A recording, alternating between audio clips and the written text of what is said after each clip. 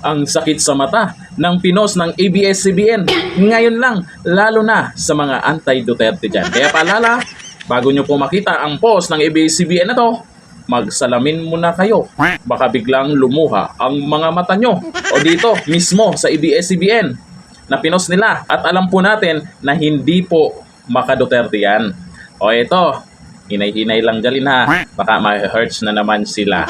ABS-CBN News Post. Preference for the 2028 presidential election. Nako po, kawawang Romualdez.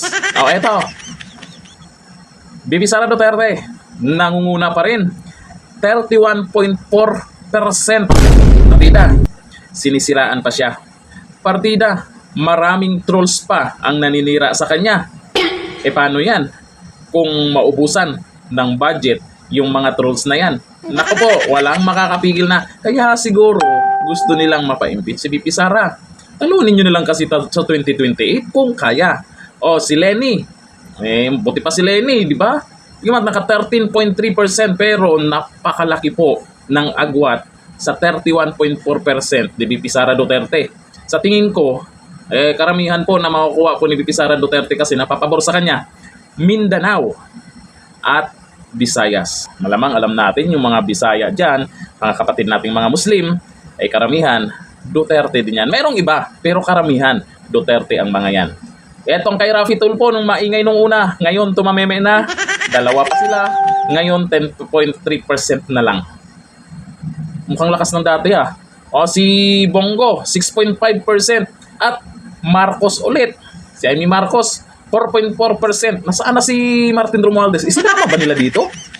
Pangilan na to si Amy Marcos? 1, 2, 3, 4, 5. Panglima na. Pero si Martin Romualdez, bakit? Baka overqualified. Sana. Di ba? Wala pa, hindi ko pa nababasa. O sunod, si Bam Aquino, 3.1%. Malaki na yan ha. Si Grace po, 2.1%. Robin Padilla, 2.0%. Ako nasaan na? Yung hinihintay at hinahanap nating maging Pangulo ng Pilipinas at marami daw nagmamahal sa kanya. Sana.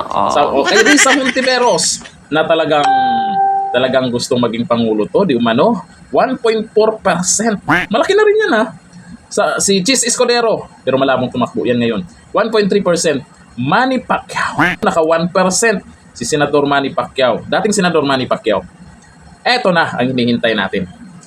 Romualdez, nakakuha na 0.7%. Sana. 0.7%.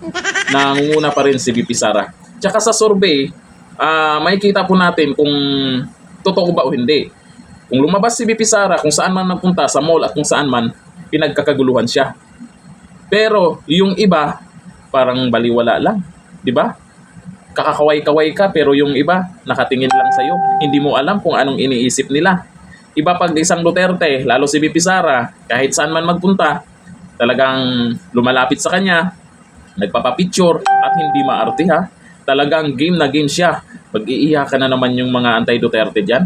Sabi naman sa inyo, umpisa pa lang ng videong ito, ay magsalamin kayo. Kasi malamang, tutulo ang luha nyo. At maraming kakabahan ha. Lalo na, yung, nagaganyan ba? Oo, kakabahan kayo pag Duterte na naman yung nandyan sa Malacanang. Kaya, maaga pa lang, sinisiraan. Eto, komento po at tanong po niya, Kuya Win PS, bakit mababa si Romualdez? Magaling daw yun. Oo. Bakit nga ba? Bakit 0.7% lang? Magaling naman yun. Sabi ni Don Romantico, bilisan nyo na i-impeach ni Mami Sara. Nauubusan na kayo ng oras. Yun nga palapit na. Sabi ni Jeffrey San, natawa ako doon 0.7% kay Romualdez. Bakit naman natawa? Kawawa nga di ba? Sabi ni Kevin Cabrera, iyakan na naman. Sabi ni Alex Obina, kaya gusto nila ma-impeach. Kaya isang yan, opinion din naman ng karamihan niya na siguro yan yung dahilan kaya gustong mapa-impeach si Bibi Sara dahil ay talagang hindi matibag-tibag itong mga nakasuporta sa kanya. Sabi ni Alex Obina, sabi ni Emily Cristobal, Sara and Bongo, Visayas, Mindanao. Agree ako dyan. Pagdating sa Visayas and Mindanao, solid po yung dalawang yan. Sabi ni Edgar, aray, sakit sa mata. Talaga. Kaming nahi-hurts dito.